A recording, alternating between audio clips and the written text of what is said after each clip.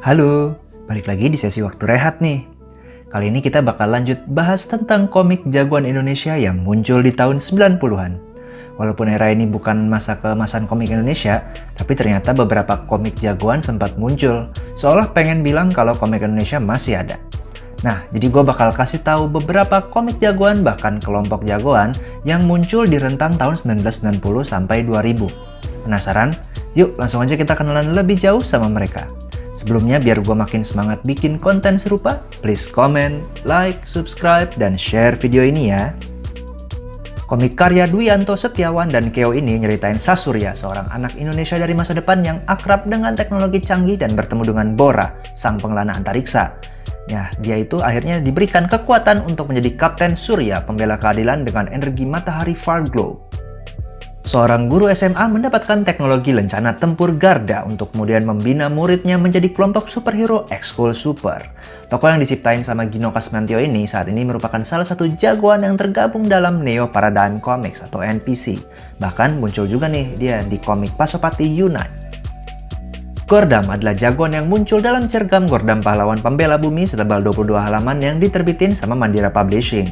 Tokoh berbaju zirah ini dibuat oleh Mandira Team yang terdiri dari berbagai komikus dan penulis seperti Syaiful, Agung Dwi, dan Mujiono. Carok bisa dibilang legenda komik 90-an yang pertama muncul lewat komik hitam putihnya di tahun 1995 dan Full Color tahun 1996 terbitan Dian Rakyat. Ongko adalah seorang supir taksi yang memiliki masa lalu misterius dengan mafia dan dapat berubah menjadi Carok melalui suatu kekuatan mistis. Kata Carok sendiri diambil dari duel adat masyarakat Madura untuk mempertahankan harga diri. Komik ciptaan Dodi Wisnuwardana yang dibantu sama Pindi, Ari Wahyudi, dan Tony Masdiono ini nyeritain Narayana, seorang konsultan komputer yang mewarisi senjata energi dahsyat Cakra Baskara dari legenda para tokoh pewayangan yang mengandung kekuatan empat anasir, yaitu bumi, angin, api, dan air untuk menjaga Nusantara, dan dia mengawasi dari kediamannya di Pulau Melayang atas angin. Komik terbitan Alex Media karya Dwianto Setiawan ini nyeritain seorang pendekar cilik bernama Alit Kencana yang belajar dari kakeknya Ki Rekso.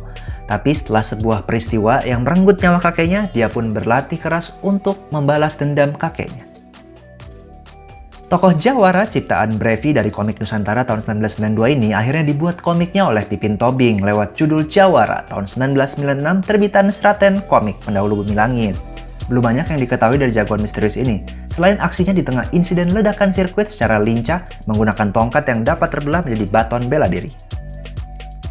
Kapten Bandung adalah karya lain komik nasional, di mana tokoh ini diciptakan oleh Anto Motuls yang hadir di judul perdananya Kasus Tikus Tarka tahun 1996. Terinspirasi gaya komik Tintin, Kapten Bandung disebut sebagai pahlawan pembela kebetulan, karena keinginannya menolong selalu dibarengi dengan keberuntungan yang membuatnya sukses dalam meringkus penjahat dan membela kebenaran, walaupun dia nggak punya kekuatan super. Patriot adalah tim Ade Satria yang saat ini berada di bawah Bumi Langit, tapi pertama muncul tahun 1996 oleh tim kreasi Seraten Komik Indonesia. Dalam aksi pertamanya, Gundala, Godam, Aquanus, dan Maza membantu militer untuk mengatasi kawanan monster di Bukit Harimau, yang merupakan lokasi eksperimen rahasia pemerintah yang terbengkalai. Tokoh ciptaan Harset pada tahun 1997 ini hanya terbit di satu judul komik berjudul Agni Dia Telah Kembali terbitan Intermasa Publishing. Komik ini ngisahin perseteruan Hega, salah satu satria lembah api 6000 tahun lalu yang harus melawan kakaknya Mega Yaksa yang bangkit kembali di masa kini di kota Borgo. Tokoh ciptaan Hidayat dan Haryanto yang muncul pada komik lahirnya Kapten Marimas tahun 1998 ini merupakan salah satu maskot perusahaan minuman yang dipasarkan buat anak-anak. Kabarnya, Kapten Marimas pernah hadir loh dalam 2 judul komik. Pertama muncul dalam acara TV di tahun 1998, Saras, tokoh ciptaan Andra Daniel dan Gusur Adikarya ini mendapatkan kekuatan dari kucingnya bernama Cathy. Komiknya diterbitin sama Alex Media sebanyak 3 nomor dan nyeritain bagaimana perseteruannya dengan musuh bebuyutannya, Mr. Black dari planet Krismon. Komik karya Encon, Zoe, Iip, Ichi, dan Guy dari Sketch Komik ini pertama kali dibuat tahun 99 dan sekarang diubah namanya jadi Ganendra di tahun 2017. Ganendra adalah tim jagoan yang dibentuk setelah perang besar yang membuat para superhero menghilang. Lewat inisiatif Super Garuda, dia menghimpun orang-orang spesial dalam sebuah tim untuk menghadapi ancaman yang datang. Untuk lengkapnya bisa lihat nih di video tentang Ganendra dan sesi waktu rehat yang pernah gue bikin. Aldrian, seorang lulusan sarjana antropologi, dapetin kekuatan supranatural dan biofisika dari teknologi angkasa luar setelah melakukan penyelidikan budaya kuno di desa Wuluh, Jawa Tengah. Adrian pun dapat berubah menjadi superhero bernama Mada untuk menumpas kejahatan. Seri petualangannya sendiri dibuat dan diterbitin sama penerbit Indosatria. Setelah sukses dengan sinetron Panji Manusia Milenium, besutan Multivision Plus dan Rampun Jabi ini, komik Panji terbit di tahun yang sama yaitu 1999. Nyeritain seorang pemuda bernama Panji yang punya gelang canggih berteknologi tinggi yang dapat membuatnya jadi manusia milenium. Nah, dia melawan para penjahat seperti Don Claw sampai Nina Bobo. Pangeran Indrajati terlempar ke masa depan dan terpisah dengan anaknya karena kesalahan mesin waktu seorang ilmuwan. Heran dengan kemajuan teknologi, dia pun mengeksplorasi lingkungannya, bahkan mencoba mengendarai sepeda motor. Tapi dia terus berusaha untuk kembali ke masa lalu untuk menemui anaknya.